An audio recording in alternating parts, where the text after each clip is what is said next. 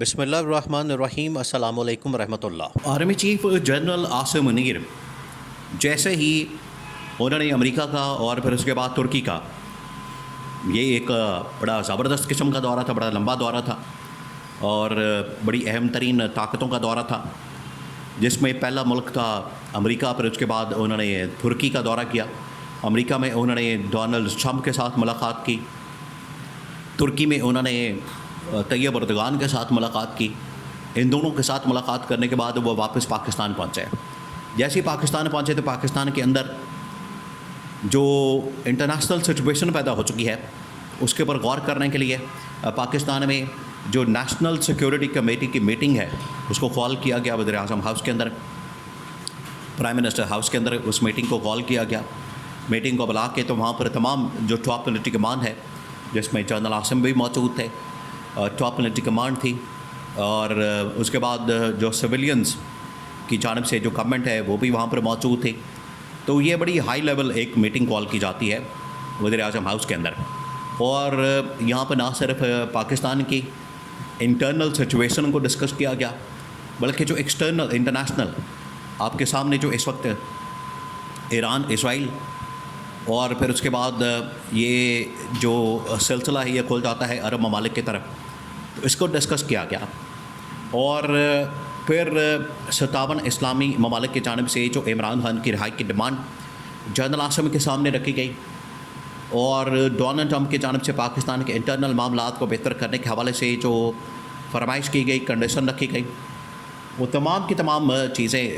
General Asim کی جانب سے پاکستان کی ٹاپ ملٹری کمانڈ اور جو ٹاپ سول کمانڈ ہے ان کے سامنے رکھ دی گئی. تو اس میں یہ ایک تو اس کا اعلامیہ جاری کر دیا گیا اور اس میں 2-3 بڑے فیصلے کیے گئے. سب سے پہلے تو آپ اس بات کو دیکھیں کہ یہاں پر کون سے پوائنٹس ڈسکس کیے گئے، کن پوائنٹس کو ڈسکس کیا گیا، کن پوائنٹس کے اوپر روشنی ڈالی گئی، ایجنڈا کیا تھا، اور بعد میں جو اس کا اعلامیہ جاری کیا گیا. دیکھیں یہ جو اعلامیہ آیا اس ملاقات کا، اس میٹنگ کا،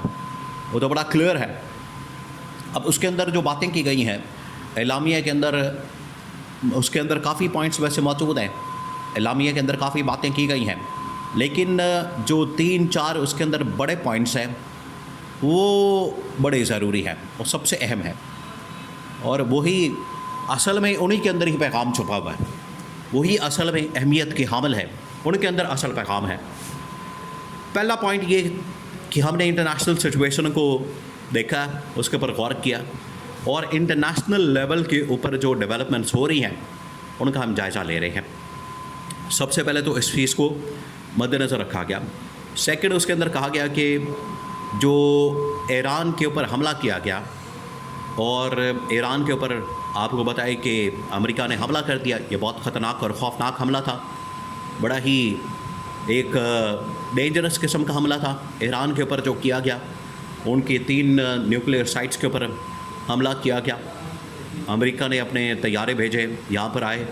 انہوں نے حملہ کیا، پھر اس کے بعد واپس چلے گئے. یہ جو حملہ کیا گیا ہے اس کی بھی مذمت کی گئی، اس کو بھی کنڈیم کیا گیا. اور تھرڈ یہ کہ پھر ایران کی سپورٹ کا اعلان کیا گیا. اب یہ بالکل عین مطابق یہ 2 چیزیں، تو آپ اس بات کو دیکھیں. اب یہاں پر بات ہوتی ہے لیڈرشپ کی، یہاں پر بات ہوتی ہے کہ عمران خان کو سیاست نہیں آتی، عمران خان کو عالمی صورتحال کا پتہ نہیں، عمران خان احتجاج کی بات کر دیتا ہے، عمران خان پروٹیسٹ کی بات کر دیتا ہے، تو عمران خان کو اندازہ نہیں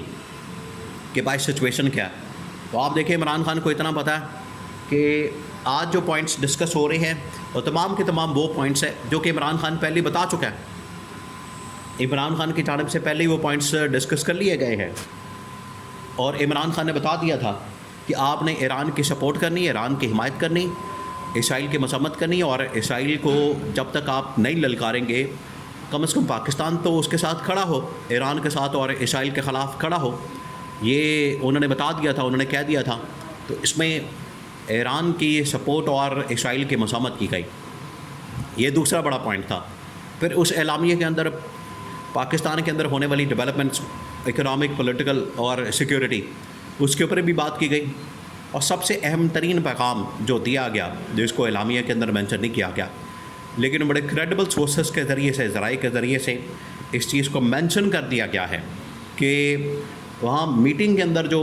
بات ہوئی ہے، میٹنگ کے اندر جو ڈسکشن ہوئی ہے، وہاں پر جو پوائنٹس ڈسکس ہوئے ہیں ان میں جو سب سے اہم ترین پوائنٹ یہ تھا کہ عمران خان کی رہائی کو ممکن کیا جائے.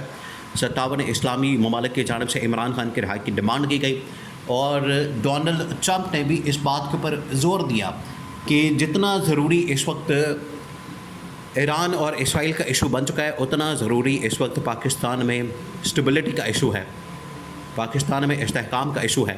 پاکستان کے اندر اسٹیبلٹی، پاکستان کے اندر ہیومن رائٹس کی وائلیشنس کا ایشو ہے. اس کو بھی آپ نے سالو کرنا ہے، ریزالو کرنا ہے. یہ بھی ڈونلڈ ٹرمپ کی جانب سے 57 اسلامی ممالک کی جانب سے نقطہ اٹھایا گیا، ان کے سامنے یہ معاملہ رکھا گیا. تو یہ جید العاصم کی جانب سے یہ تمام پوائنٹس پاکستان کی ملٹری کمانڈ کے سامنے اور پاکستان کی سول کمانڈ کے سامنے، لیڈرشپ کے سامنے رکھ دیے گئے، اور انہوں نے بھی اس بات کے اوپر اتفاق کیا. دیکھیں، یہ بات تو طے ہے کہ یہ نون لیگ اور پیپلز پارٹی کی جو گورنمنٹ ہے، اندر تو نون لیگ کی گورنمنٹ بیٹھی ہوئی تھی، انہوں نے کہا کہ یہ ہمارے لیے تو قابل قبول نہیں ہے، ہمارے لیے تو بڑا مشکل ہے، ہمارے لیے تو یہ بہت بڑا مسئلہ ہے. اور یہ بات بھی ٹھیک ہے کہ نون لیگ اور پیپلز پارٹی کے لیے عمران خان کی رہائی ان کے لیے تو درد سر ہے، ان کے لیے تو کانٹا بن جائے گا، ان کے لیے تو مسئلہ بن جائے گا،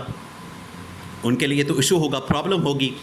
کہ انہوں نے یہ ہمارے لیے ایک درد سر پیدا کر دیا. عمران خان کی رہائی کی صورت میں یا عمران خان کو رہا کر کے نون لیگ اور پیپلز پارٹی والے تو نہیں چاہتے، ان کی تو خواہش نہیں ہے، وہ کبھی بھی نہیں چاہیں گے کہ عمران خان کو رہا کیا جائے یا عمران خان کو چھوڑا جائے یا عمران خان کی رہائی کے اوپر عمل درآمد کیا جائے. لیکن اب ان کو فورس کیا گیا ہے. اب عالمی سچویشن اس طرح کی بن چکی ہے، عالمی سچویشن ایسی پیدا ہو چکی ہے. اب اس کے اندر ہم نے یہ فیصلے جو کرنے ہیں عالمی صورتحال کو سامنے رکھتے ہوئے، اور انٹرنیشنل لیول کے اوپر جو لیڈرشپ کی جانب سے کہا جاتا ہے، 57 اسلامی ممالک کی جانب سے ڈیمانڈ کی جاتی ہے، ان کی جانب سے جو فرمائش کی جاتی ہے، ان کی جانب سے جو یہ معاملہ سامنے رکھا جاتا ہے، اب یہ پاکستان کے اوپر بھی فرض ہو چکا ہے، لازم ہو چکا ہے کہ یہ بھی ان تمام باتوں کے اوپر عمل درآمد کریں جن کی ڈیمانڈ، فرمائش اور کنڈیشنز عالمی سطح سے پاکستان کے اوپر کی جا رہی ہے. ورنہ یہ بھی ہو سکتا ہے کہ پاکستان کے اوپر پابندیاں لگ جائیں اسلامی ممالک کی جانب سے، یورپین طاقتوں کی جانب سے یا امریکہ کی جانب سے. تو یہ بڑا کلیئر ہو گیا اس ملاقات کے اندر. ٹاپ ملٹری کمانڈ نے تو اس کے اوپر اتفاق کیا، ایک کنسنسس بلڈ اپ کیا کہ ہمیں بالکل پاکستان کے سب سے پہلے مفاد کو، انٹرسٹ کو، انٹرنل سیکورٹی سچویشن کو، پولیٹیکل اکنامک حالات کو سامنے رکھتے ہوئے یہاں پر جو بہتری کی صورتحال ہے وہ پیدا کرنے کی ضرورت ہے، اور پھر ہم باقی تمام کی تمام چیزوں کو بڑی آسانی کے ساتھ متحد ہو کے، اتحاد کے ساتھ ان کو ڈیل کرنے کی پوزیشن میں آ جائیں گے.